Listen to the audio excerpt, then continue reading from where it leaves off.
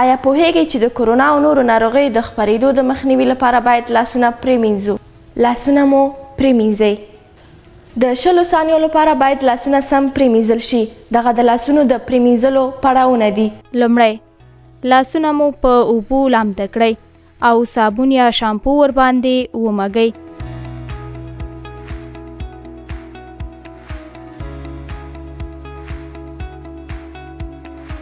دویم د لاسونو ورغوي مو سره ومږئ.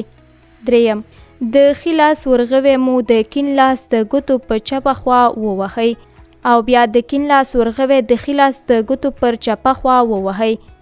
څلورم د دواړو لاسونو ورغوي او ګوتې.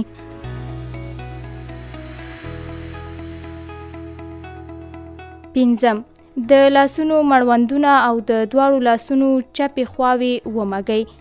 شپږم غټې ګوتې پاکې کړئ. اووم د لاسونو ورغوي مو د ګوتو په سرونو ومږئ. اتم لاسونه مو په اوبو د صابون له ځګ څخه پاک کړئ. نهم لاسونه مو په دستمال وچ کړئ.